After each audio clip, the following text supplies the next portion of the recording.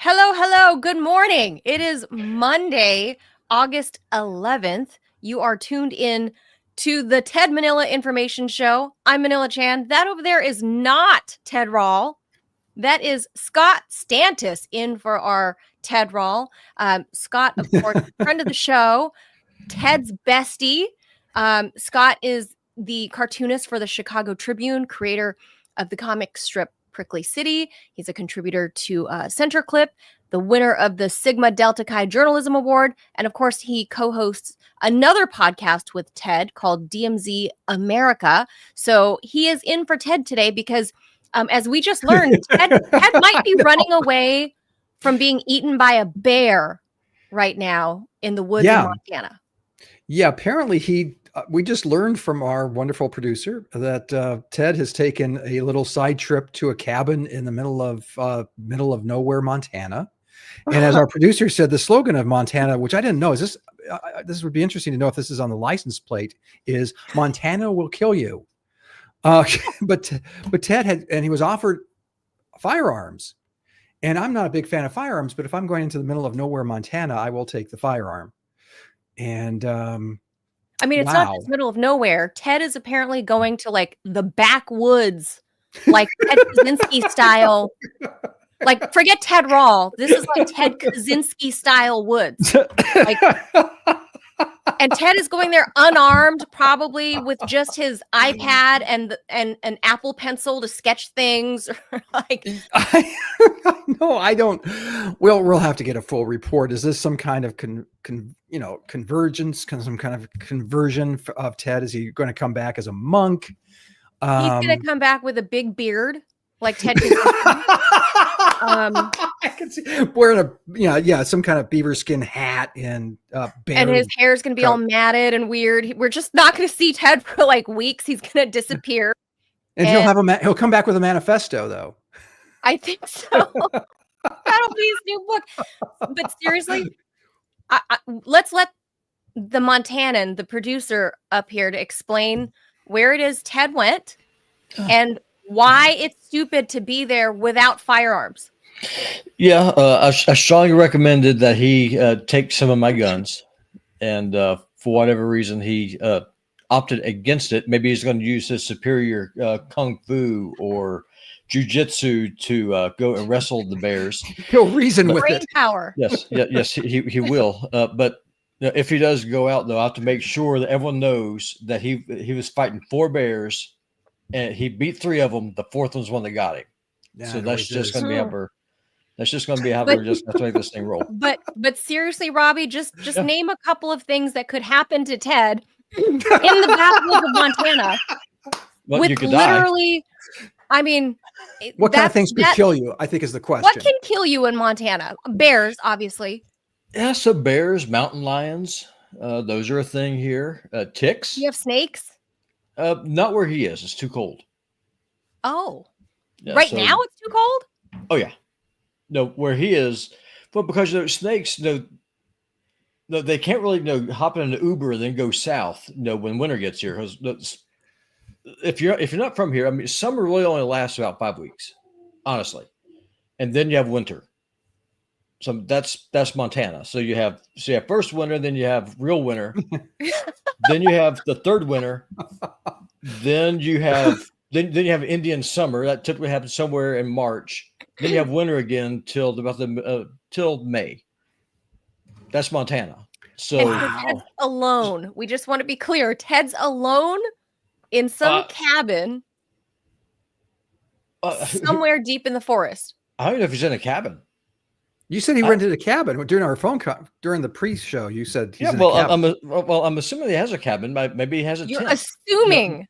No, maybe he built a lean-to. Maybe so he's the New Yorker style from New York City may be camping in the most Montana of Montana places. Oh, this is the most Montana place. This is the training wheels. If you want to go to the real Montana place, you have to go to what they call the Bob Marshall Wilderness. It is one of the only places in the United States that's still unmapped. And there's no motor vehicles are allowed. You have to go in by horse or hiking, and there's signs all over. So if you get lost, you're never coming out. So oh my God. Very clear Now, this is it. Now, one of the most famous landmarks here in Montana, they call it the Great Wall of China. Do you want to know why they call it this? Sure. It's this huge cliff face. It's about 1,000 feet. It's a sheer drop. It looks like a wall. And so it's here in Montana. We own it. And so Montana is very proud of it. And if I had my way, we'd just chunk pedophiles off this cliff. But I don't have it my way. Okay. Yeah, but I think but consensus. it sounds like where Ted is at is remote enough, especially to city folks like us. Well, he's allowed to have the car at least, so he's got that going for him. Maybe stay in the car. But there are large animals there. That's Montana. Yeah, predators. So there's yeah. Okay. Well, yes. No. All right. No, he's going to have stories. I'm sure probably what he's doing is probably down there drawing and getting ideas, inspiration for his next edition of whatever comic strip he's going to be working on next. Okay. I mean, I thought a New York City apartment was perfectly fine for that, but all right, cool. Yeah.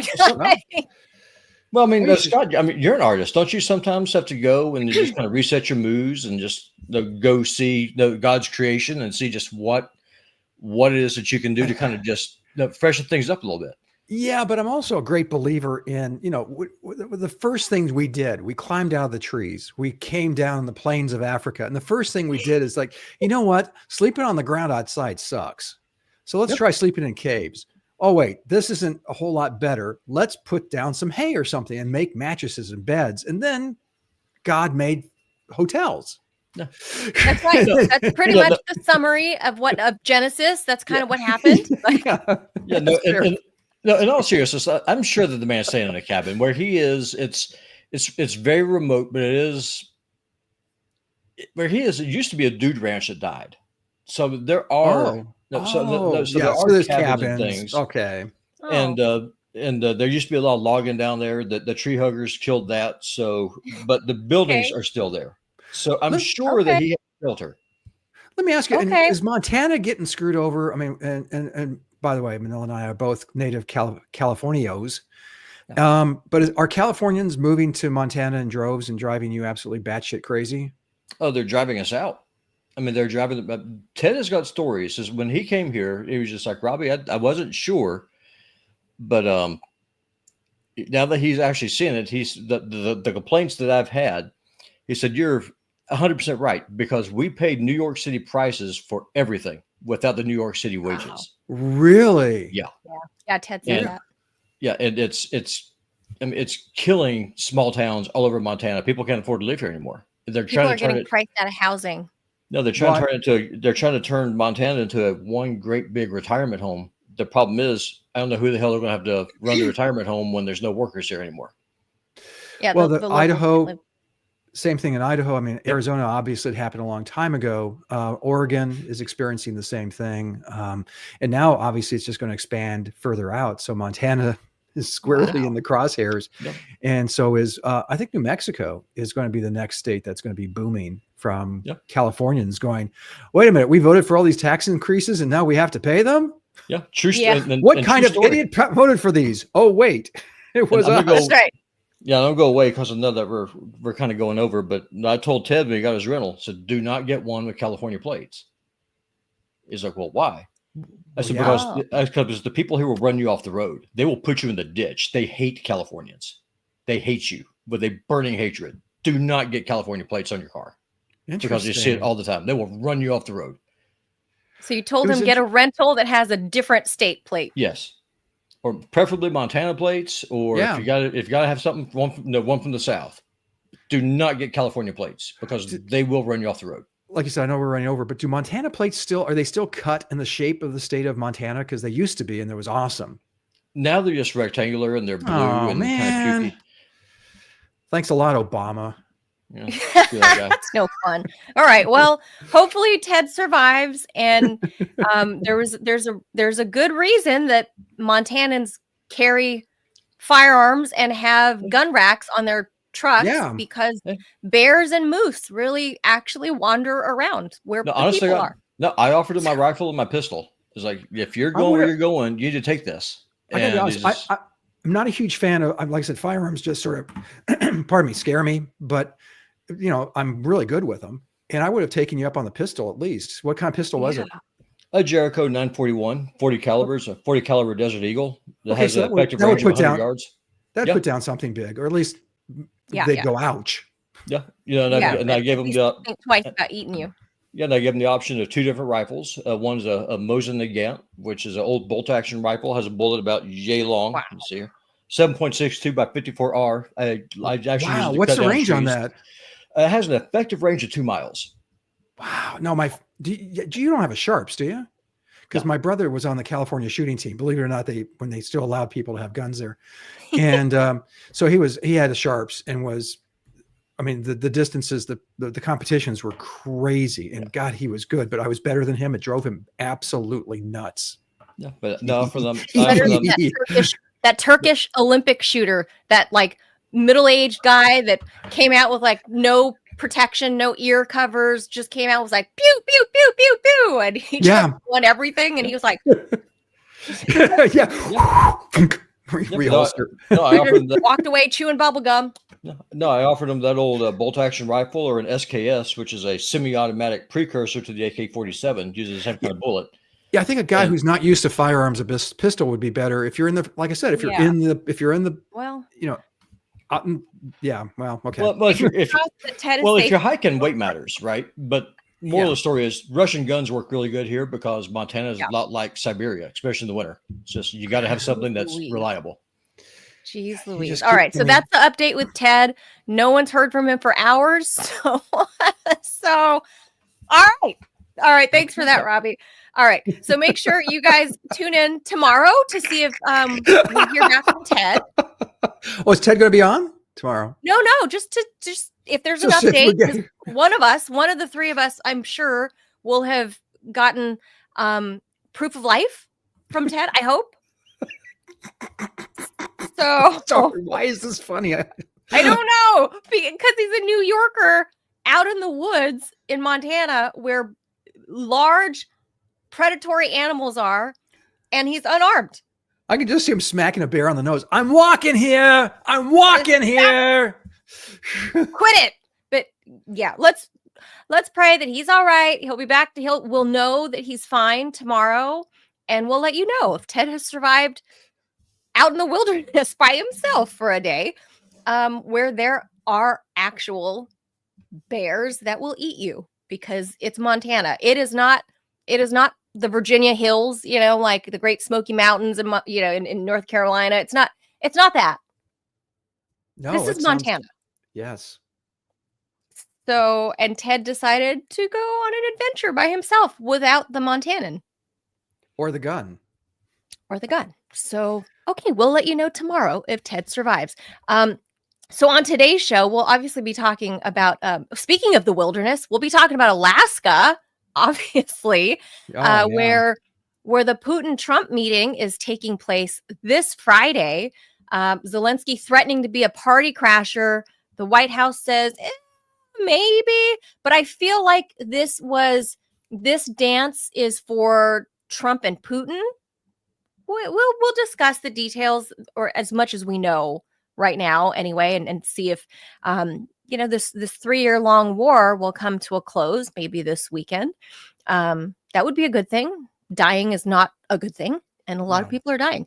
Then we'll talk about Democrats Democrat with a capital D, that are potentially eyeballing 2028. They're kind of dipping their toes in, like putting their, licking their fingers and putting their fingers up there to see where the wind is blowing. We'll tell you who some of those people are, and they're wading into the conservative media sphere and getting a lot of blowback from their own party. And I think that's kind of a dumb thing to shut down conversation, but that seems to be a common thread with a lot of people in the Democratic Party. Scott, I think you probably agree. No room for conversation. Oh, on either side. I mean, so the corporatists, the country club Democrats are poo-pooing any of the progressives. They're saying, oh, so clutching their pearls and whatever else Yes. they do at these things. But the progressives, on the other hand, are saying, terrible things about the moderate Democrats, or the kind of statist Democrats. Yeah. And I'm going to sound like such an old man, Manila. I'm sorry, but there, I can remember there was obviously contention, because look at 1964. You look at the Republican Party nominates Barry Goldwater, a very conservative. So there's always been that conservative bent in the Republican Party, and then the more centrist candidates like Nixon, Ford. Anyway, so you had big tents in both parties. I mean, I have a button I got at the 1988 Republican convention that says "Republicans for Choice." I mean, there were those people. Don't forget I always tell people this. I believe I've told you before, but I know this sounds terrible and really uninteresting, but it's really interesting. It's the 1976 Republican Party platform from the convention that year. Pro-choice, pro-ERA, pro-immigration. What? Yeah, it's crazy. It's just like you would read it and go, wow, what? This is the Republican Party? And okay. Yeah, it was driven by Jerry Ford and the more centrist, like Midwest Republicanism, the Howard Baker, Robert Dole kind of Republicans and the Democrats, on the other side. I'm not a fan of Jerry Ford. You know who gave a barn burner? And stay with me on this. And I wish Ted was here. I wish if Ted were alive today. I would love to discuss this with him and bring it up. Bernie gave a speech this weekend and he tore it up. The crowd went bananas. I know this is crazy given the octogenarian movements in both parties, apparently, especially the Democrats. He could go for a third try at this. No way. No, we got to save this for the segment. We got to save it for the segment. Okay, sorry. My whole point to the headline tease is that I think it's a common theme in the Democratic Party of just shutting down conversation broadly. Like they're not my friend, so you can't be their friend either. And that's kind of like, how dare you go on Megyn Kelly? And then they turn around and blast Republicans. Well, they're shooting down people who are not pro-Trump. And how dare, look at them, aren't they awful? And then, like you said, they turn around and eat their young. More conversation is always better than less, is my opinion. More opinions, more thoughts, more talking is always better than none, at least in the world of politics. Then we will just briefly mention the CDC shooting that happened late Friday afternoon at the Atlanta headquarters. Allegedly, the shooter had some gripes about the mRNA vaccine, which he thought he was injured after getting the COVID jab. So a lot of speculation there. The guy didn't survive. I'm not sure yet if it was a self-inflicted wound or if the police took him down. But either way, the alleged shooter, David Rose, had, I guess, a recent history of complaints about the COVID vaccine. So we'll get you the updates there. And hopefully we can zoom to this and get time for this, is that Gen Z, so these are the people that are right now, the eldest of them are like in their mid to late 20s, not quite 30 yet. They're basically voting age up until, less than 30. They're not having sex. And this isn't the first story about this that's come up. They are proudly proclaiming themselves celibate. Yeah, that's an interesting generational conversation on their views for sex. So we got to make sure we get enough time for that. So with that, I'm going to jaws this thing and head to the first headline.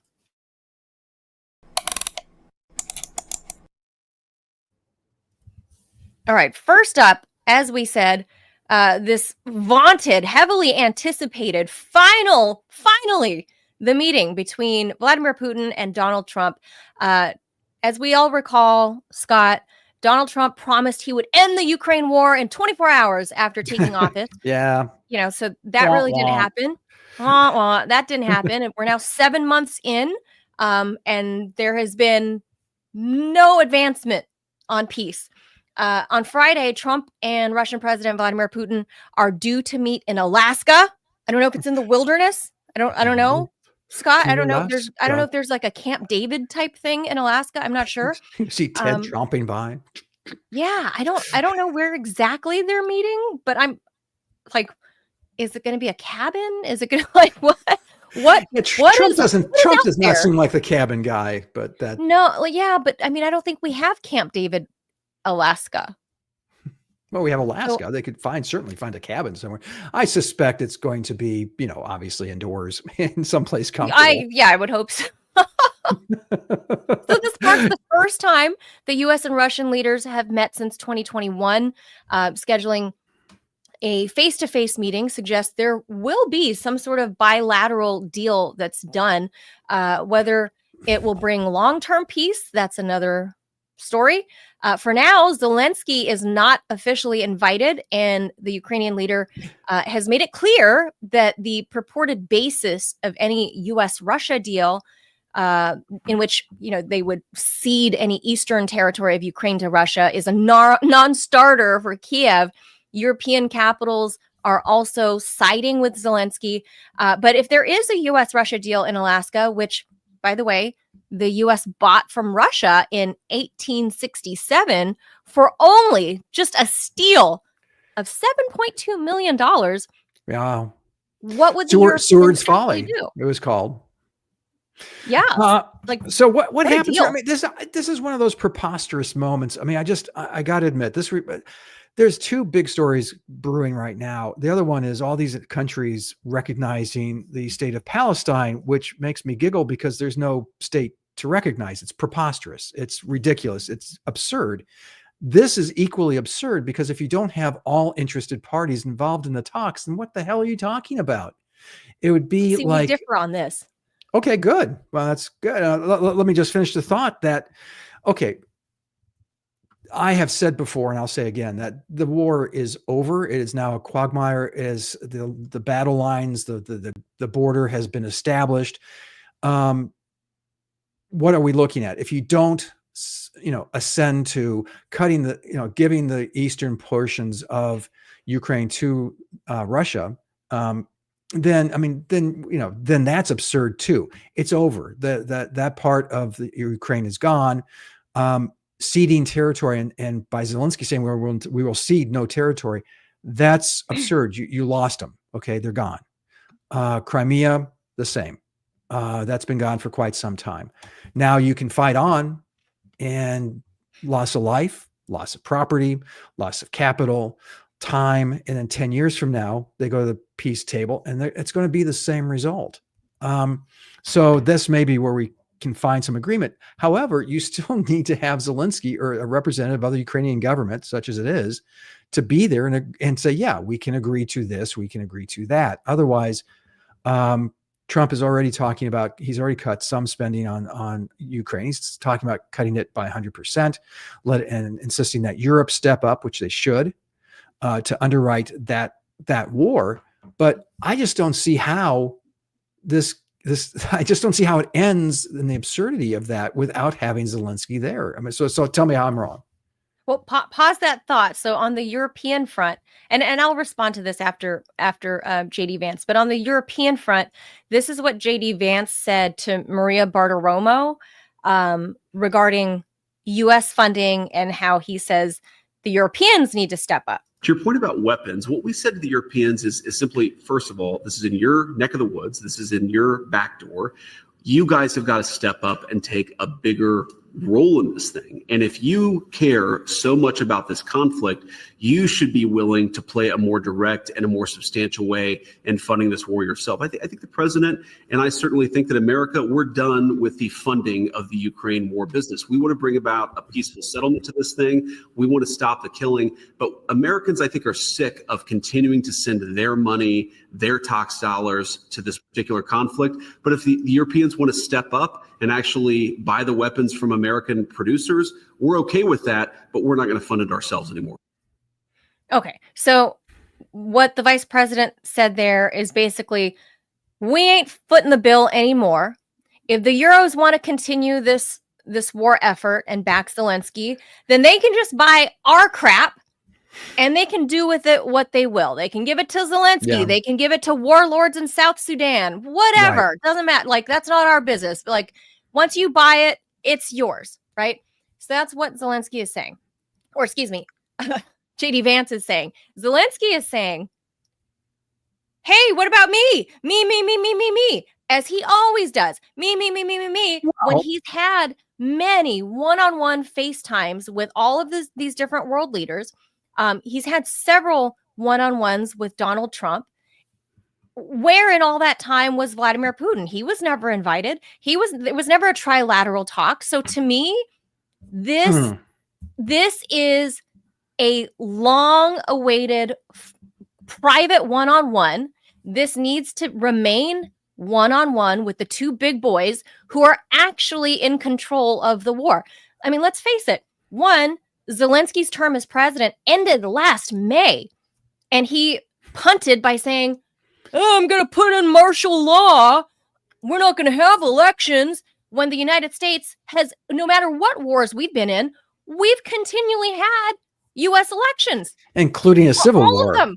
And exactly. Every single war that we've been involved in, we've, even on our own soil, we have never punted on elections, because that's what democracy is supposed to be. Yes. Zelensky over here defending democracy by punting on his term in power, by canceling religions, by canceling all outside media, especially those that would be critical of him.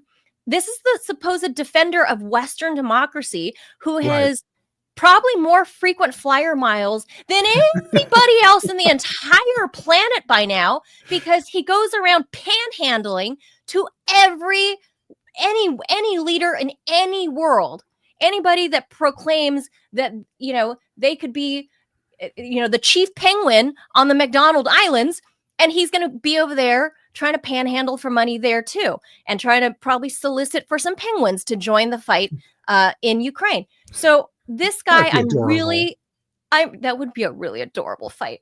But like, no, you can't kill the penguins. That's what.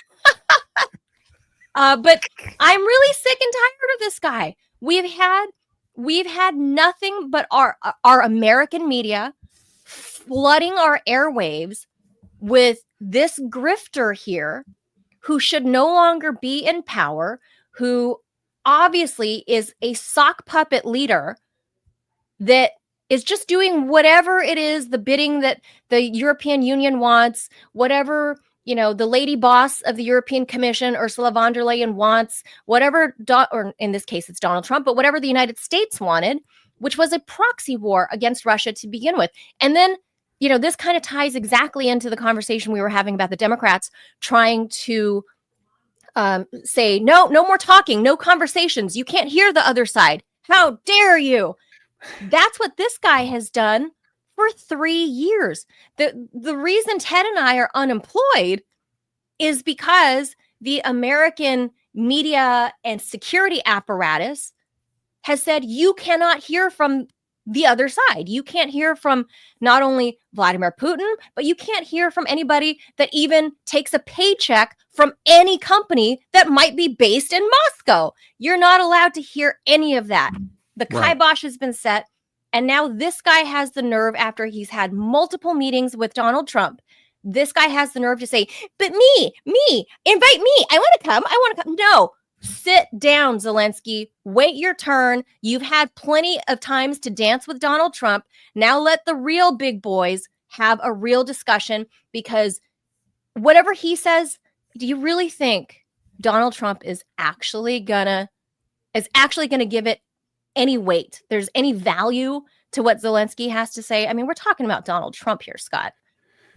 Right. I think that, you make a very valid point. I've been arguing that for the years, ever since the United States decided to go, or more to the point, Hunter Biden. Oh, I'm sorry. I meant Joe Biden decided that we got involved in Ukraine because, money went into the Biden crime family. And I argued that this wasn't a democracy when he first canceled parliamentary elections. Then you went, oh, wait a minute, maybe the democracy thing ain't that big a deal to him. And as you mentioned, then the litany of not democratic actions continued. So supporting him. And by the way, Ukraine has never been an ally of the United States. That was always my take on this, that we should not have gotten involved, certainly as deeply as we did. But my problem with having, Putin and Trump meeting ostensibly to hammer out some, or at least conceivably hammer out a solution for the Ukraine war, is that if you cobble together a solution, you have to have all interested parties involved, even if they are kind of scoundrel pretend Democrats.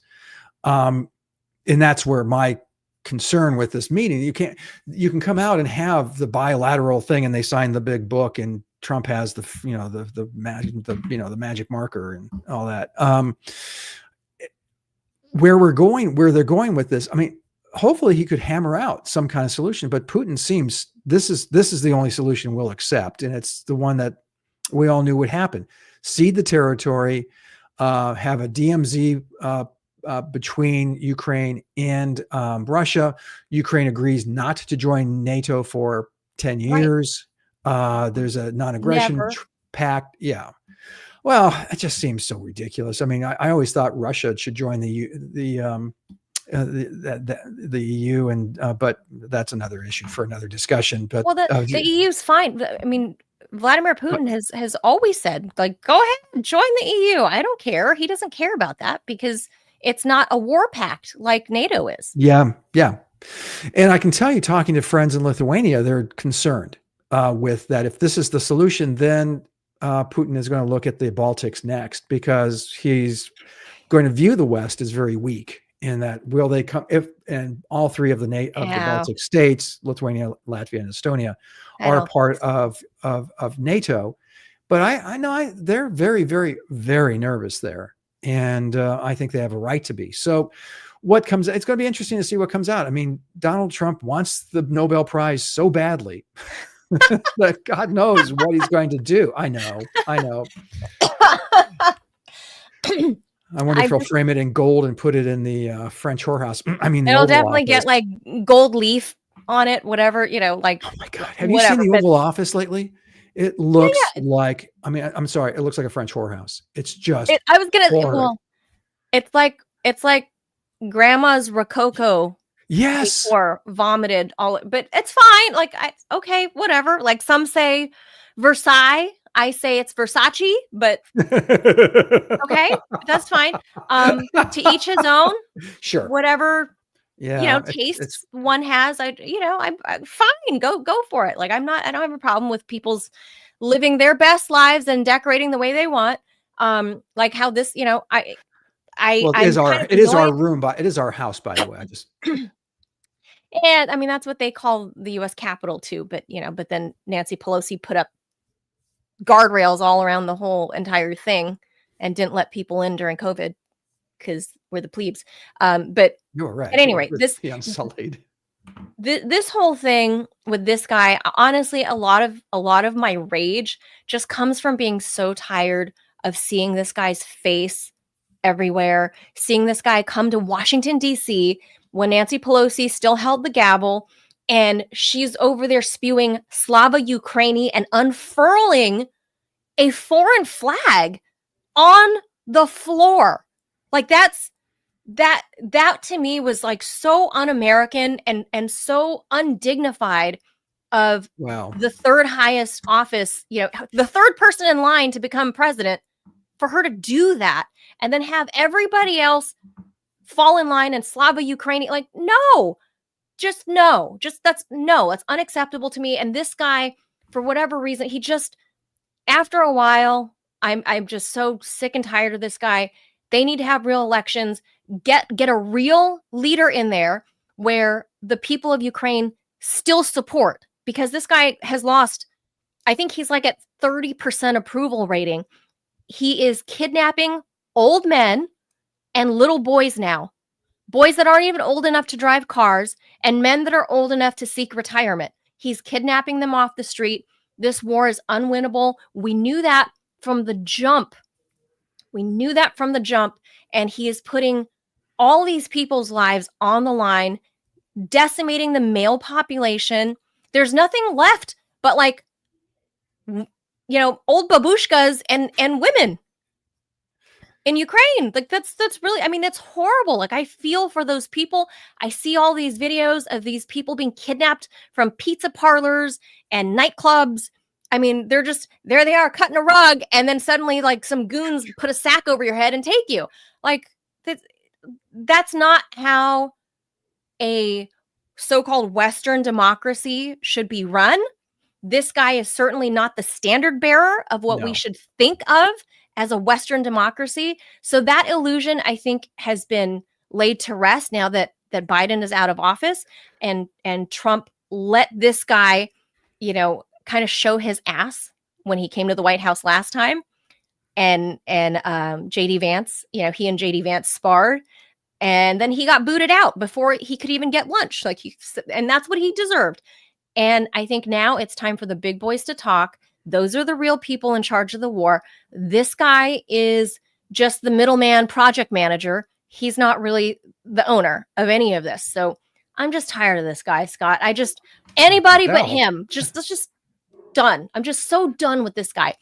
Don't you hate, like, if you have, I think everybody has like that annoying cousin that's always jumping from job to job, and you know what I mean? Everybody has that annoying cousin. Somebody, whether it's your first cousin, second, but there's somebody in your family that you're like, God love them, but they're always jumping from job to job. They're always out of money. They just can't keep their shit together, and they're always showing up.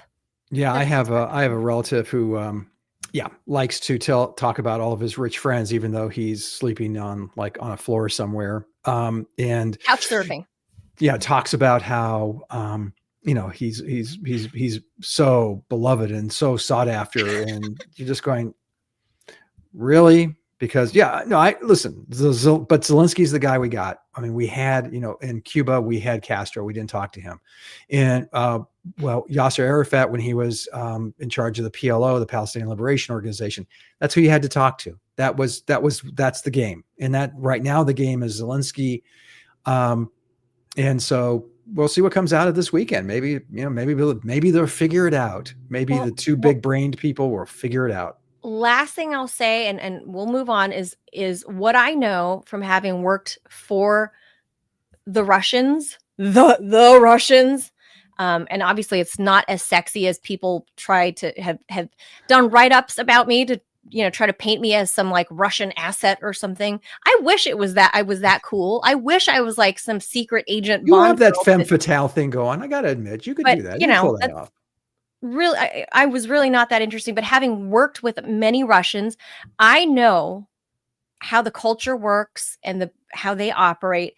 And because Vladimir Putin has all the cards right now, they are slowly and methodically winning on the battlefield. They're not going to give up their territorial gain. They're not going to, they want what they want, and they've said it from the get-go. And Joe Biden didn't believe that from the jump in 2022. West has thwarted peace. Remember, Bojo went and thwarted peace talks like 2 months into it. But what this shows me, to have, let's say, any Russian show up to any meeting when you've had a prolonged fight with them, what this tells me on the diplomatic stage is that some sort of preliminary agreement has already been agreed to, because Vladimir Putin ain't showing up to the U.S. for nothing, because it'll look like weakness on his end by his people. Most of the Russian population is actually pissed off that he hasn't steamrolled all across Ukraine. They're actually way, way, way more war hockey than he is. And he's been the one that's more methodical. They're pissed off. They're just like, steamroll the whole thing all the way to Kiev, man. And he's the one that's taking it low and slow. They're actually pissed off about that. So for him to show up on U.S. soil, that's saying a lot. That alone says a lot to me, because the Russians as a culture do not show up unless they know that they're in the driver's seat, because showing up on U.S. soil would otherwise make them look weak. If he shows up to U.S. soil and for some ungodly reason walks away with, like none of the Donbass, let's say, he's going to go back home and there will be upheaval and riots. So that's not going to happen. So to me, that's why Zelensky is going bonkers and tweeting up a storm. Like literally, he's been tweeting nonstop for like 48 hours in screeds, long screeds, just delirious screeds.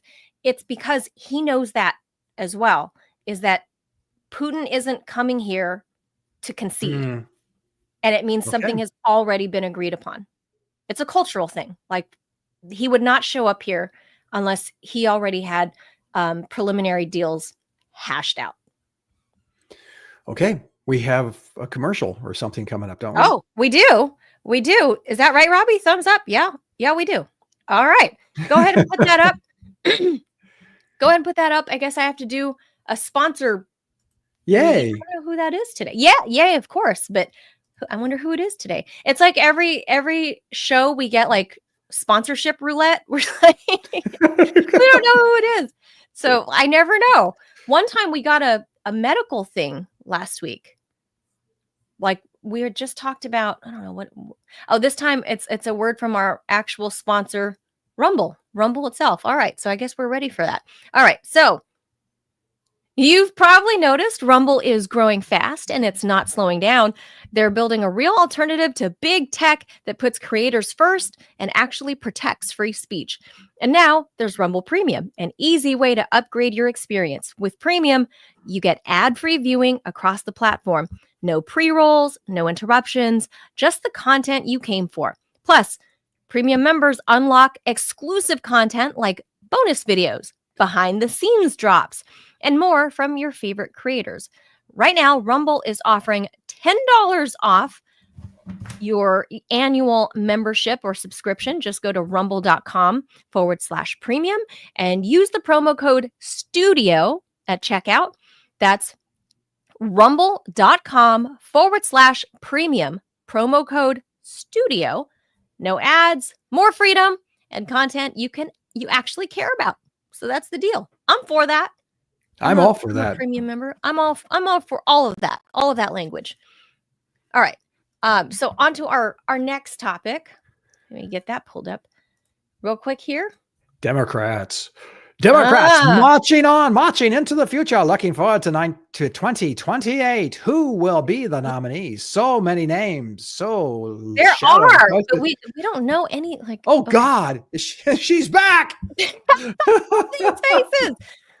All I'm just these looking faces. At Kamala there. Oh my God. I mean, she decided not to run for governor of California, which was not going to. I was surprised. This is a screen grab from CNN, July 17th, 2025. So California Governor Gavin Newsom traveled to Tennessee to appear on a podcast by Sean Ryan, a conservative, tattooed former Navy SEAL who opened the show by handing Newsom a Sig Sauer pistol that the Democratic governor proclaimed too cool. Pennsylvania Governor Josh Shapiro joined a podcast a few days later, hosted by none other than Ted Nugent, the pro-Trump activist and one-time hard rocker, to discuss his support for allowing hunting in the Keystone State on Sundays, just on Sundays. Thought that was God's day, but okay. Former Chicago Mayor Rahm Emanuel appeared on the Megyn Kelly show, hosted by, of course, the former Fox News host, where he said that a man cannot become a woman, then joked that given the likely reaction from his fellow Democrats, that answer would require him to, quote, go into a witness protection plan. So as prominent Democrats begin testing the waters for a potential 2028 presidential run, some have been explicitly rejecting tenets of liberal orthodoxy in high-profile ways, often in venues that might attract independent or pro-Trump listeners. The appearances come as many Democrats, especially centrists, are urging the party to embrace what they say is a key lesson from their 2024 loss to Donald Trump, that Democrats must distance themselves from the most easily weaponized left-leaning positions, and that they must engage with podcasts, radio shows, and other media that are outside the liberal sphere. Some Democrats say Vice President Kamala Harris should have delivered a speech repudiating one or more progressive positions, like on immigration or trans athletes or COVID-related school closures that allowed Republicans to portray her as an out-of-touch liberal. Harris did not emphasize these issues, rarely talking about trans or immigration reform, for example, but she did not vocally reject them either.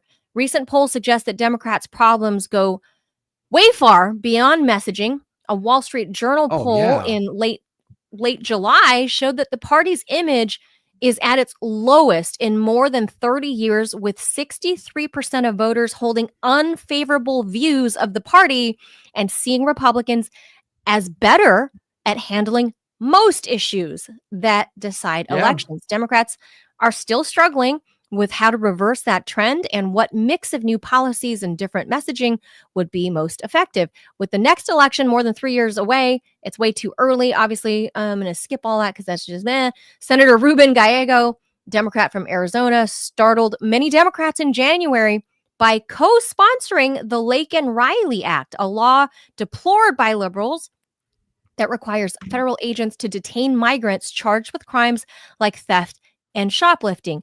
Democratic Maryland Governor Wes Moore, the nation's only Black governor, drew sharp criticism from civil rights leaders in May for vetoing a bill to study slavery reparations. Quote, what the Republicans did wonderfully was that they focused on inflation, they focused on the border, and they made the election about that, said Democratic strategist Neil Oxman. They said we were too woke and talking about trans stuff and all that crap. And instead of talking about inflation and the border, we only talked about abortion and things that played right into Republicans' hands. We got caught in the trap. We can't let that happen again. Scott, have at it. Let me jump in and say there's some breaking news. President Donald Trump announced he is placing the Washington, D.C. Police Department under direct federal control and deploying National Guard troops to the nation's capital. The move comes after Trump ordered 7-day surge in federal law enforcement with the city that last week, pointing to several high-profile crimes. Wasn't it an aide to one of his people? One of the Doge kids. Almost got carjacked, and that's why he was like, wait a minute. Yeah, I know that. I mean, I'm not sure that bad as that is, and as traumatizing as I'm sure it was for the Doge dude. I'm not sure that it necessitated this kind of over the top response, but because having National Guard in the streets and having armed, troops on the streets of our nation's capital, not a good look. Visual. Not a good look at all. Didn't he learn from the aforementioned Nancy Pelosi after J6? Like I lived it. Yeah. So anyway, we'll talk about that with Trump's other edict that's coming a little bit later tonight about disappearing the homeless people. Yeah. I guess, you could ship them off to. But on this, Montana. What do you think? What do you think? I'm looking at this. I think they're absolutely right. All the faces? All the faces, but that's not unusual for an open. It really is going to be a wide open race. I see AOC in there as well. Newsom, you and I are, like I said, as I said earlier, fellow Californians, and so we follow it passively. I'm not sure how actively you follow Governor Newsom, but he's been a catastrophe as the mayor of San Francisco. He's been a catastrophe as the governor of California. So what's his slogan going to be? I'm going to do the country what I did to California. Super. So we're going to have Pacific to Atlantic homeless camps. It'll be awesome. I'm looking at Kamala, which is, she lost. She lost to Donald Trump, a guy who had the insurrection. She lost to this guy. She lost because she was a terrible candidate. I think she didn't run for governor of California because, quite frankly, I think she's lazy. I think we all agree with that. I mean, you actually have to work. Yeah, and it's it's an administrative position. It's hard. And it's the most populous state in the union. It's the 7th or 8th largest economy on the planet. California is, fourth, from last I saw. Is it 4th? Holy Mary. Okay. 4th. So that's astounding. And the Democrats, though, I'm sorry, Rahm Emanuel, who I cartooned about a lot while he was mayor of Chicago. That's preposterous. Governor Pritzker, really? JB Pritzker. What, Rahm Emanuel? I Sure think Ted is there, yeah. he'd probably be a pretty good president, quite frankly. I mean, he's Rahm centrist. Emanuel? Yes, he's centrist. He knows how to work the machinations of government. He's been, as chief of staff under President Obama. Yeah.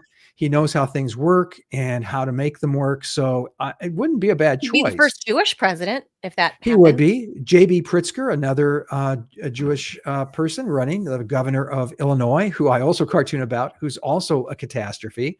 All of our problems will be canned. Isn't he getting sued right now by Texas for harboring the? Yes. Yeah, the state house, and so Democrats? they're playing whack a Texas legislator as they move them around. Buttigieg, who I think is actually a very strong candidate. I don't think on paper. I don't know why you and Ted. Well, on paper maybe. I don't know why you and Ted think that guy stands a chance. The polls I saw was like 70%. No way on Buttigieg. I think the country is nowhere near ready to vote for a gay candidate. We're not ready for. What are his bona fides? He did a good job. I mean, the mayor of North Bend, East Bend, South Bend. Yeah, I was the mayor of my high school, so Yeah, but as the Secretary of Transportation, many governors in red states have said he does a good job. I think he did do a good job. I think he seems to be sober. Frankly, I think Whitmer is the person I thought would be near the top of the list, the current governor of Michigan. She, again, can appeal to and talks to people's concerns. And I know this will shock many of our Democratic listeners. Their concerns aren't that a boy can play as a girl in sports. Their main concerns are not the 20% side of 80-20 issues. And that's where the Democrats, I mean, look, what are Americans concerned with? I'll make this super simple. What are they concerned with right now? Cost of living. Inflation is going to go back up because of the Trump tariffs, and housing costs are still way too high. Those are two massive issues. The Democrats have to come forward with some kind of solution, some kind of answer to those, not to mention healthcare. Those are the issues. During the Clinton run in 92, when it's the economy stupid, this is exactly what the Democrats need to be addressing. And so these identity politics stuff is bullshit.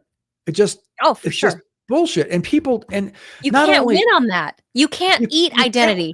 Right. You can't. Exactly. That's beautiful. Oh, that's really well put. I'm going to steal that. Thank you. Please. You can't eat identity. I mean, I go to, you go out to lunch now, and it's no, if you come out of lunch out with under $30, tell me where you went. My wife and I like to go grab a cup of coffee at the Starbucks, and we walk away $14 for two coffee drinks. For two coffees? Yeah. Well, coffee drinks, let's be clear. Well, yeah.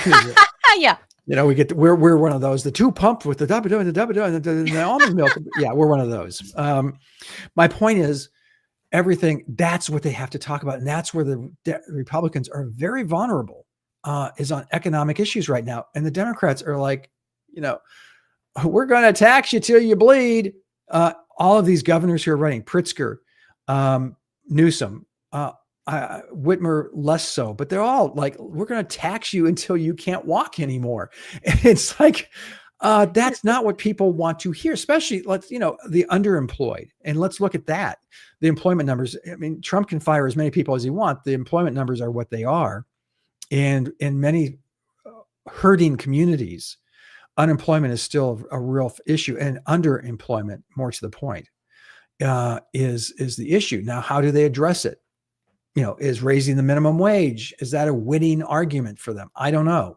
But they've got to come around and actually address issues that people give a shit about. And they just aren't. And except for Bernie Sanders, who gave the speech this weekend, I'm going back to that and saying he addressed those issues. I mean, now his solutions suck.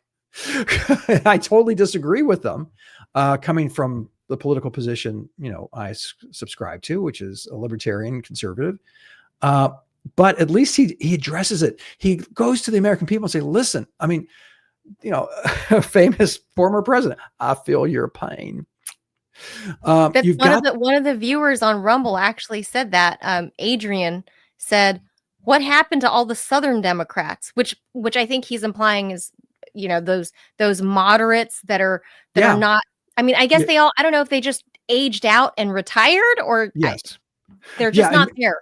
in a lot of states, when I moved here, I worked at the Birmingham News here in Alabama for many, many years, and I was a Republican. I came here as a Republican, and that was still kind of an anomaly. Most of the leadership was Democrat, but they were blue dog or yellow dog Democrats. They're all gone.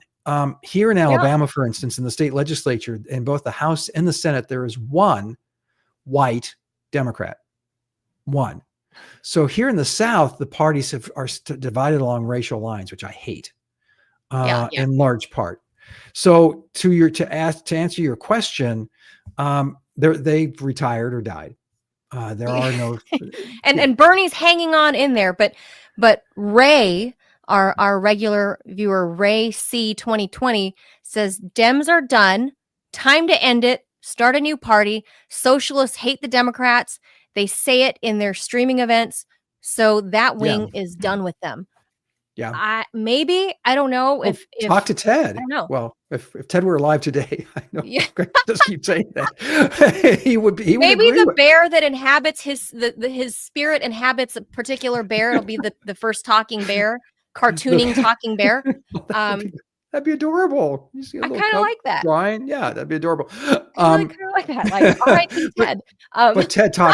But Ted often addresses the, his lack of love for the Democratic Party because they kicked him out. They kicked people like him out. And the progressives who are coming up now are being shouted down, being marginalized and being ignored. And then and that's what happens. And then the party has, I'm looking at your wiki page you have up here. You have Biden, Bernie, and Elizabeth Warren. 104. Yeah, their collective ages are 520. It's like, it's so weird to think of the Democratic Party. Look at Bloomberg. All these people are in their 80s. Like, what? Yeah. Why? Yeah, it's because they hold on to power and they can cling to power. We should have term limits. Isn't that part of the problem from the Democratic perspective? Oh, yes. Is that they've clung with their bony old fingers to their political power until they literally drop dead in their seat like Dianne Feinstein did.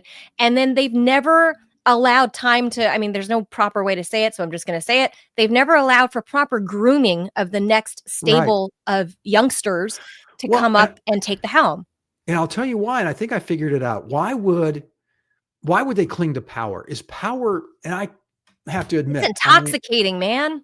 I don't know. It wasn't for me. It hasn't been for me. I'm not into that either. I never understood it. And I'm thinking, gosh, are there that many people who cling to? And Manila, it really comes down to Occam's razor. The simplest solution is always the right answer. And the answer is they make a fuck ton of money. They make a lot of money. Yeah. And frankly, the intellectual, there she is now. There's Kamala. Speaking of intellectuals, you called her name. What else could she do? So if you're in the legislature, if you're in the federal legislature, you have insider information. You know that there are apps now that are pegged to these people wherever they invest their money. Wherever Nancy Pelosi parks the money. Right. That's where you go. And Marjorie Taylor Greene made $4.5 million last year. She's a congressman. Okay. The job pays $180 base salary. So these people, they stay in power. They're not there for the power, although that's nice. They're not there for the prestige, which they would never get. Let's see, Marjorie Taylor Greene. Let's be honest. Where else would she'd never make that kind of money? The best she could hope for is to be like the weekend manager at a Costco. That's it. Actually, she runs a couple of small businesses back home. I bet she does. Georgia.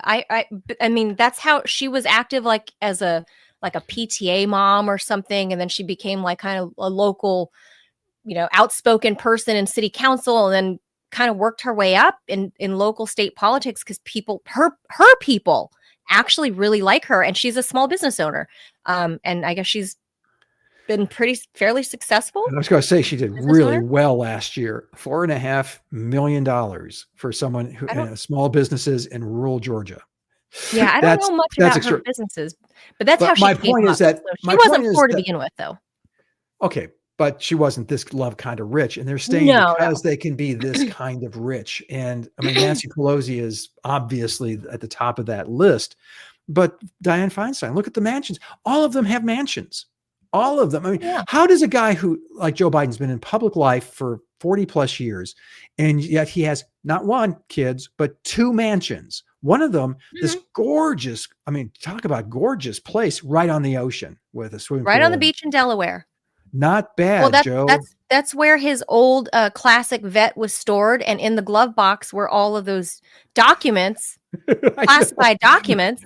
I don't know. I've never seen them before. They're in the background of a video. You're walking around in your garage. I have a garage. It's like, That's exactly right. So, I mean, yeah, I think so with going forward, the great Democratic power Party comes great money.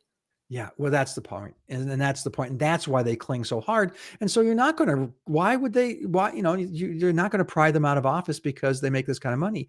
Frankly, when they introduced the legislation that you cannot trade stocks if you're in the Congress Right. or in the White House or in the Supreme Court, I love that. I love that law because Right. then, Or in the revolving door between you leaving Capitol Hill and then going to some board at Pfizer or something, and that revolving door.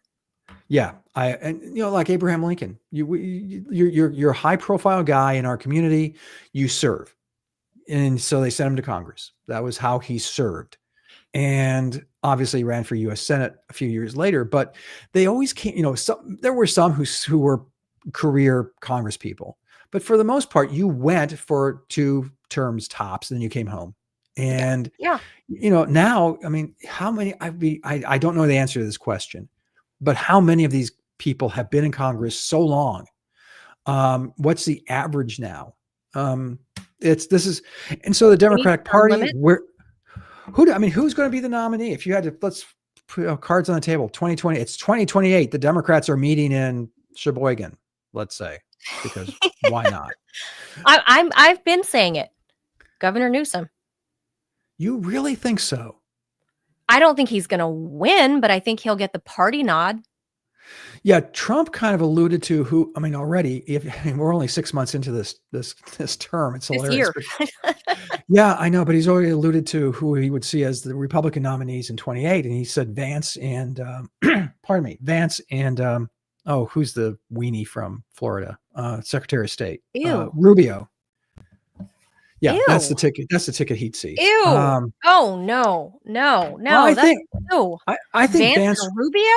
Yeah. Vance would be okay, but with Rubio, ew. Big ew. Well, I agree. I couldn't agree more. So, but regardless, that's who I think the Republicans, I think it's Vance's to lose. And I think he'll be a strong candidate. He's the heir apparent, I think. But on the Democratic side, I don't know if it's going to be Newsom. Like I said, I think Whitmer makes the most sense. Shapiro makes the most sense. But they could go. I could see her as a dark horse. I think right now the front runners would be Newsom, Shapiro, and then the dark horse would be Whitmer. She could surge out of nowhere. She's an attractive lady, right? That never hurts. Yeah. And she's young. I think she's in her early 50s. That's young. And I don't know how smart she actually is, because without a doubt, whoever it is going to have to debate JD Vance. And JD Vance, whatever people think of him, he's a smart dude and a great orator. Yeah. And no, I couldn't agree more. And of the the 4 candidates, the 2 presidential and the 2 vice presidential candidates, he is the only one who impressed me. Yeah. Smart He's guy. the only one at the end of that debate you went, wow. Yeah. And maybe by comparison to Walz, that was just how it was going to come out, because man. So yeah, I think it's anybody's guess for the Democrats, but I think this is the stable that we're looking at in this original picture here. I think this is right. I think this is the stable. Yeah, I think, like I said, Shapiro is going to appeal. Pritzker he's a strong candidate. He's tough verbally. He really has taken on Trump and MAGA. So I think he'll have a lot of red meat for Democrats. But if anyone looks at his record as governor of Illinois, there is a lot of can kicking, and by that I mean the billions of dollars in the pension shortfall, which he has not addressed, so it's still hanging out there like a big steaming turd, and other issues. Plus, he's raised taxes consistently. Yeah. That's going to be but Kamala, I mean, I'm just looking at that going, look, why would CNN even put her, like, she's demolished. Like, it's done. Like, that's well put. Yeah. She's been demolished. Like, it's just like, no, like, you'd be a fool to even try to pony her back up onto the national stage. It'll be embarrassing for her. And I think that's why she didn't. And I think that's why she didn't run for governor of California, because I think she would have lost. No, she would have won, Scott. I'm not convinced of that. You think so? Early pre-polling, because of name recognition alone, she would have won based on that, and the fact that she would have sucked the air out of all of Sacramento politics. Everybody would have backed down, because that's how the Democratic Party works, right? They don't work in a way of who's got the most merit to have the position. That party and the Democrats with a capital D. The way this worked for Hillary Clinton and so on, and everybody before that, it's who is next in line. We've heard the late Congressman Jerry Connolly, who represented Virginia, was pissed off about, I forget what committee group he wanted to be in charge of, and he literally said on air, or AOC. He lashed out at AOC and said that she can't have that position. It's my turn. Yeah. But then he recently dropped dead. R.I.P. Mr. Connolly. But that's how the party, that's a little insight to how the party works. And with Kamala Harris, she having been the vice president of California, she's not even, I don't know if she's even a native, but she kind of grew up in California after she left Canada at some point. So everyone was going to bow out. Everybody was going to bow out of the governor's race in California if she decided to go in. So she, by default, would have won. Well, she would have run the nomination. I think there's a real opportunity for a reasonable, thoughtful Republican to win that race there in California, because people are, for the first time in the United States history, people are leaving. More people left than came in. That's unheard of. Incredible. I would like to see Rick Caruso actually take a run for it. That would be, any charismatic, thoughtful, any who can articulate the Republican conservative, and they're going to paint him saying he's MAGA, he's Donald Trump, he's what? He's technically a Democrat. I know. We're both rolling our eyes. This is the guy that created all of these beautiful outdoor shopping areas across Southern California. If people don't know, what is it called? Next to the Grove in Los Angeles, really? Next to the farmer's market. That's a Rick Caruso property. The Americana at Brand in Glendale, that is a Rick Caruso property. So he's a big time developer all over in Southern California. These beautiful Las Vegas resort style shopping experiences, right? If he can bring that to the rest of the state, he would win hands down. Hands down. If he just says, I'm going to use my business acumen and how I keep my shopping malls, my outdoor shopping spaces safe and clean and beautiful, I'm going to bring this all across the state. Boom. He'll win. Yeah, absolutely. Well, I think we're a little over maybe, but I do want to talk about sex. Just because it's we got to do at least just the update. We don't have to talk about it. The shooter update. Go from the CDC. I'll just give you a quick David Rose. Yeah, that's his name there. So authorities have identified the suspect behind Friday's shooting at the Atlanta headquarters of the CDC. The suspect, 30-year-old Patrick Joseph White from nearby Kennesaw. I guess that's Kennesaw, Georgia. if I'm saying that properly, reportedly claimed to have suffered physical ailments as a result of the COVID-19 vaccine. His father reported him as suicidal to law enforcement just hours before the attack. The gunman was allegedly refused entry. Well, no duh. Could be that you were carrying 8 weapons into the CDC buildings. And then he posted up over at the CVS facing the buildings shortly before 5 p.m. He began firing. He struck one police officer, a 33-year-old rookie named David Rose, and he struck four buildings in the CDC. So he was, I guess, just spraying bullets. There's video I wanted to show. I don't know where they were, but really close. Have a look at this. Oh, wow. That's allegedly the shooter there. And somebody, I don't know where they are, but in a shop across the parking lot, like 30 feet from the alleged shooter. I mean, the booming sound. The video. Well, you see how close this eyewitness is, and there the guy goes. He just turns the corner and starts firing. And then when police found the shooter, he was apparently on the second floor of the CVS. I don't know if that's part of the shopping area or if it's like employees only, but that's horrifying. And I can't believe only one police officer was killed, because you'll see in this video footage here, there's like a hail of shells just all over the floor, just all over the ground. And I can't believe that nobody else was injured. Thank God. So just unbelievable. I'm sorry that Officer Rose. I hope he's recovers okay. No, he's dead. No, he died. Oh no! This man right here, he died. He leaves behind a wife, 2 children, and a baby, a third on the way. Oh man! Yeah, really sad. Really sad. He's horrible. Like a rookie officer, recent career shift, went into law enforcement, and was killed. Responding to this active shooter. And the perpetrator is dead as well. Is that right? Yeah, if he was shot or if he killed himself. That's correct. They don't know if he offed himself or if return fire by police took him out. But anyone who's considering this out there, let me just say, if you're into, considering murder suicide, do the last one first, please. Yes.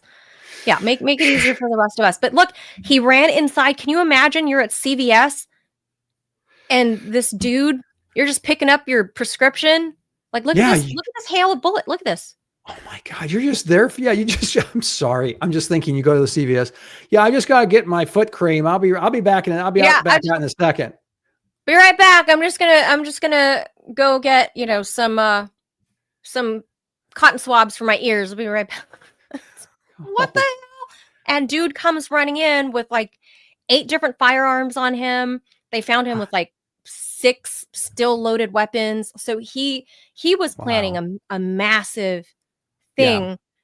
So yeah, I gotta say, I can tell Officer Rose probably saved a lot of lives before he lost his own. Yeah, God bless him. And his family. I'm so sorry. It's so awful. I can't. Pregnant wife. Oh. Yeah. No, this sucks. And the CDC. I have friends. I've talked to them just who are anti-vax and all that stuff. I've had well, I disagree with you. We're gonna have to. That's another time for another discussion. But the vaccine for COVID actually did help me a great deal. COVID almost killed me, and I'm all for freedom of choice. I would say you're right. Absolutely. So, but I would say vaccines. That's my only thing. But vaccines have worked extremely well for the last few hundred years. I'm not against I'm not an anti-vaxxer per se, but when it came to this particular vaccine and trying to force feed it to everybody, I'm against that. I'm all for liberty. I'm all for freedom of choice. For example, like I may not go get an abortion, but I support women's choice because. Well, you're consistent. That's good. So I'm freedom of choice, but your choices also have consequences. So if you, and absolutely. if a business says you have to be vaccinated in order to work here, They make the rules. They hire and fire people. That's their right too.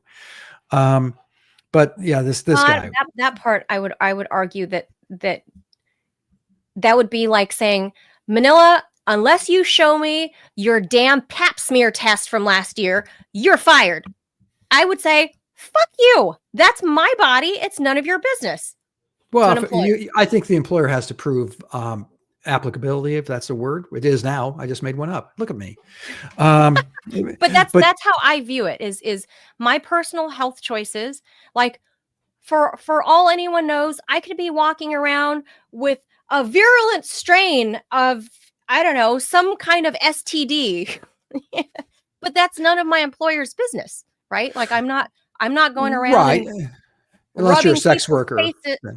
Sure, if I was a sex worker, but given that, I was a news anchor, it's probably pretty safe that I'm not going to. No, like I said, you have to prove applicability. I can't, like you said, you can't just say, but if you're, you have to make, pardon me, you have to make the case for why I am mandating that you have to have this or that in order to be employed here. I mean, but that's what was behind supposedly the motivation of this shooter at the CDC was he says he was vaccine injured.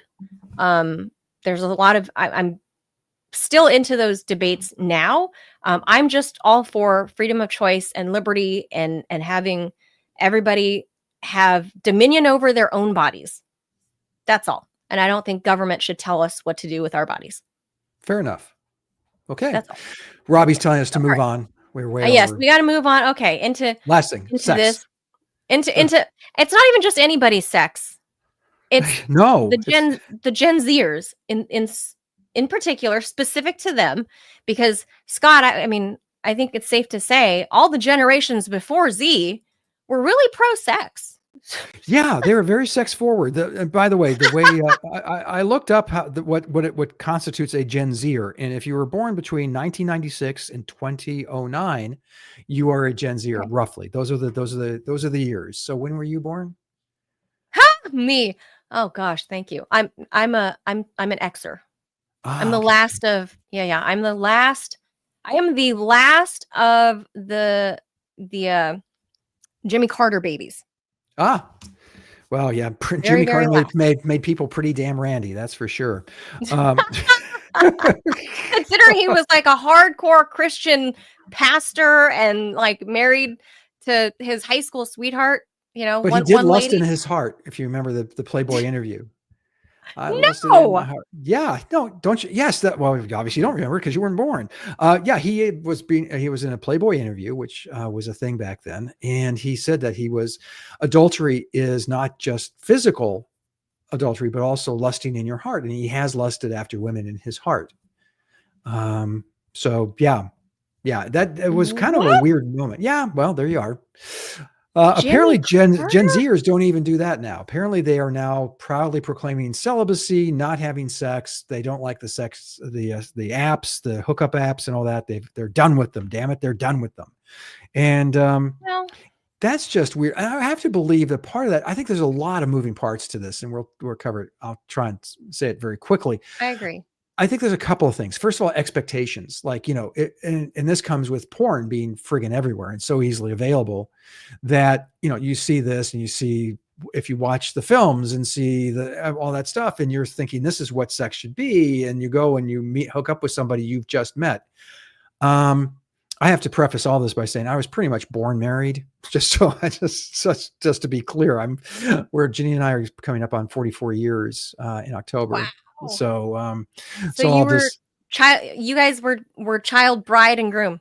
Pretty much. Yeah. I met her when I was 18 years old. So, oh, wow. Yeah, Wow. I was just a baby. So most of this is, conjecture, but I'm still a human being and read things. And so why is Gen Z turning away from this? I think the expectations are not being met because, quite frankly, I have to believe one night stands aren't 90% of them can't be that satisfying. Having relations with someone you love and care about can be extremely satisfying and an important part of a strong and fulfilling and important. And so that may be part of it. What else? I mean, I'm trying to think of other factors why they would just like not be doing this. I mean, I'm sorry, if you're in your 20s, early 30s, my God, that's like prime real estate right there, isn't it? I mean, Yeah, this is prime time to be taking a roll in the hay, right? Like traditionally in America, that's kind of when you do it. You go to college and you sow your wild oats, and then the idea is you get it out of your system. And by your late 20s, you kind of slow down and you kind of get serious with, this person or that person. And then before you know it, you're married and you start a family. That's the idea, right? So I think a lot of moving parts, like you said, and one of them is the technology itself. And a lot of these young people came of age during COVID. So they spent a good several years of where they would be going to prom or doing these like normal, coming of age things where you learn how to date and you learn how to talk to boys and girls, and you learn, that people gossip. And if you do this, oh, she's a whore. Oh, he's a fuck boy, or whatever the kids are saying these days. You kind of learn that in high school, and then more so in college, it's school of hard knocks, right? They didn't have that experience because COVID kind of locked them away. They were forced onto just doing they were forced to just doing the apps, right? And this is how they communicated. And then they found out that that's not fulfilling either, that it's not this, they're now uncomfortable even making eye contact with other actual humans. They don't know how to even act on a date should they get one, if they're not just going straight. I mean, a lot of these younger people are just, they went straight for the roll in the hay. They find you on an app and they just go straight to the sack, and they're realizing, oh, you can't do that. There's usually a process. I mean, I guess when I was coming of age in the 90s and dating, in the late 90s into the early mid 2000s. I mean, I didn't get married until I was almost 38. So I had plenty of time to go on till I was, all pushing 40 before I settled down. I had plenty of time to date and really learn myself and learn what I like and learn what I don't like about partners. And like, oh, that guy snores. I can't do that. Or, oh, he's got a weird ear. You learn all of these things. And you learn about yourself, and and I reflect back and I go, "Ooh, I was a little judgy. I don't, he's a good person. I shouldn't have done that." You kind of have a lot of self-reflection. These young people didn't get that opportunity because the apps jumped them straight from swiping right or left or whatever the direction is that you say you like somebody, and they go straight to the sack. And of course they're unfulfilled, and of course they're like against having children because they think that's all this is. They've lost the romance. They've lost the courtship. They've lost the dating. Every girl should know what it's like to have multiple suitors chase them. Every girl should experience that. Every girl should know what it's like to have her dad, open the door and tell the boy, like, I'm going to beat your ass if you do anything to my daughter. Every girl should experience that. It's part of understanding your worth and your value. And I think for a girl, I mean, obviously, I'm a biological woman. That's all I've ever been. That's the only experience I know, is that these younger people have lost all of that. The whole courting. I had a high school sweetheart, Scott. I didn't marry mine, but you learn all of that when you're that age. When you get to college and you date, and you learn all of this. And these young people aren't doing that because they're just going straight to bedding. And then they're just swinging in an overcorrection to say, it's not, I don't want sex at all. Sex is evil, and sex is this or that and the other thing. And it's like, no, actually it's not. I'm not saying you should go roll in the hay with everybody. There's a process before you get there. And that's how you learn yourself, whether you're a male or a female. But let me ask you one thing. And then we are so far. We'll wrap. Oh my God. But it's so much fun having you. Is there romance anymore? Is there, I mean, because I'm trying to think, pop culture, what they see online. Rom-coms are still a thing. They're still a thing, aren't they? So there's still this craving for, I mean, Janine watches, especially during the holiday season, the Hallmark movie. There's one. They just happen to recast it over and over. But there's still a craving for romance and intimacy of that kind preceding physical intimacy. And that's, And that's where I think perhaps I could see, like, I swipe right, like you said, I think it's right, left. I up, don't know the down. direction. Yeah, some direction, whatever the direction is. And I've had some friends, kids who hung out with in Chicago and so on. They did that. And so they'd go toddling off and clearly just to boink. And you're just going, and that's, where that doesn't satisfy what I think there are cardinal needs clearly for human beings, but it doesn't. So it satisfies that, but that's like a fraction of what I think that particular pleasure can bring to your life. And they're not experiencing that. And so I'm wondering if the lack of, and the inability of people, especially men, to be romantic, because one of the reasons, and I'll leave it at this, one of the reasons I left the newspaper business full time is the men who were coming in. I came into the break room. This is allegorical, but this is pretty typical. This guy who looked like he could have posed. Do you remember they had the, the millennial in the onesie that was like, and holding a big cup of tea. He had the hipster glasses. It was a meme. It was clearly from a clip art or something. Anyway, this guy looked like that. And I walked up, and so I'm coming in, I'm getting my coffee. I said, "Hey, how's it going?" He looks at me like I just was attacking him with a knife. His eyes got big and he literally scurried away. The Gen Z stare. That's what this is. Was that what that is? Yeah. And he ran away. And so I'm thinking, okay, so that's what women are facing, is that to be romantic, to hold it's a question of liberal women have posted several reels and comments saying that, why do I like to date conservative men?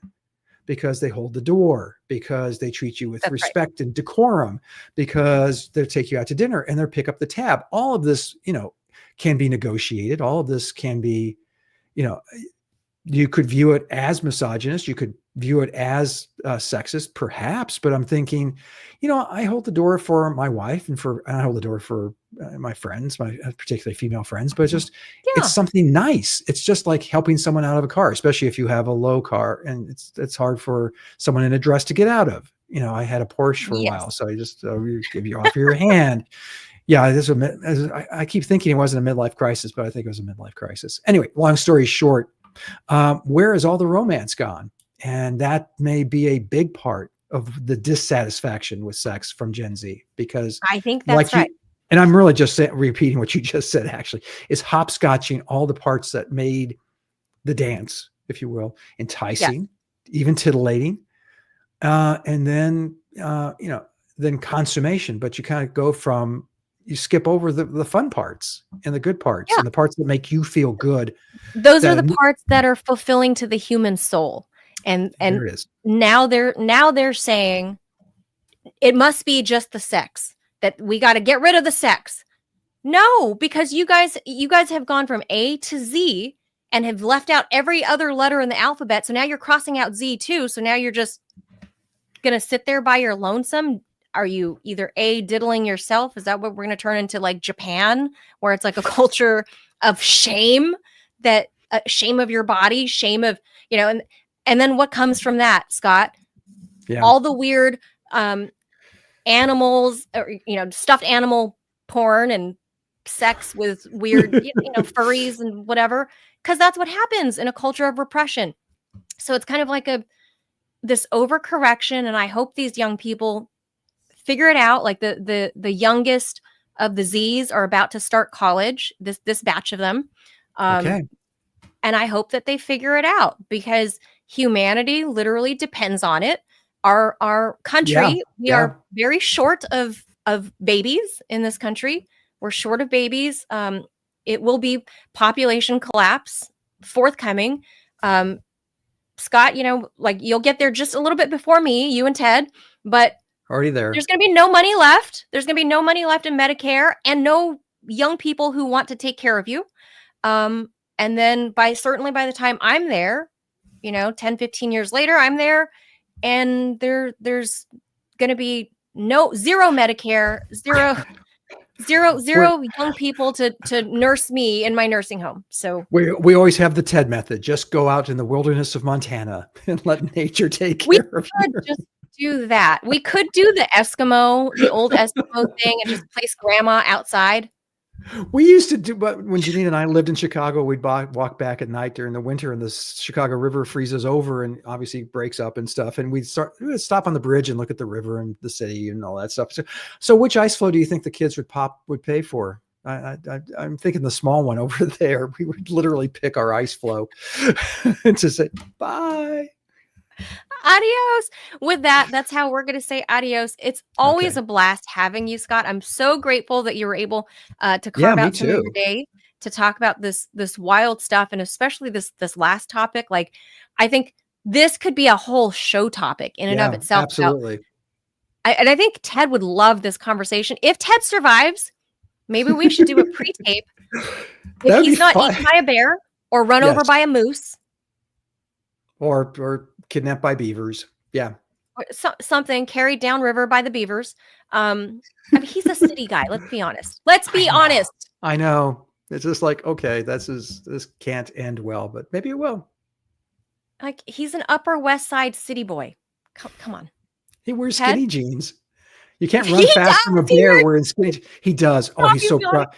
He's so proud. He's a 60-year-old man who can wear skinny jeans. It's hilarious. He's so proud. Oh my God. It just makes him easier to eat because it's less fabric for the bear to tear through. So God bless you, Ted. I hope you're not dead. And then we could talk about this. I think this is a I'm sorry, great- Ryan. Great topic. Our producer who Ted is visiting says, I never saw jeans like that before. It's so weird.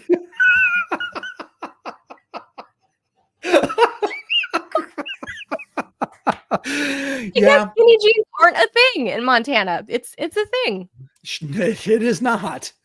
Well, I wore skinny jeans. I saw the pictures. Yeah. Saw the pictures. I'm just saying. Okay. Okay. So, okay, there it is. So hopefully we'll talk about this another time. Scott Stantis, thank you so much. Always a blast. Thank you everybody for tuning in. Producer Robbie, thank you so much. I know we're over, but we're having it's a good time. I'm like in tears over this. We're Skinny having to jeans laugh man. at Ted's expense. Even if he dies, like we're just still be a laugh. Ted would want us to laugh. He really would. I mean, his Absolutely. he's a comic. Yeah, he's a comic strip guy. Like he would want us to laugh. Yes. He's wanted this one. We should say goodbye. Adios, everybody. Thank you. Bye. Thanks, guys.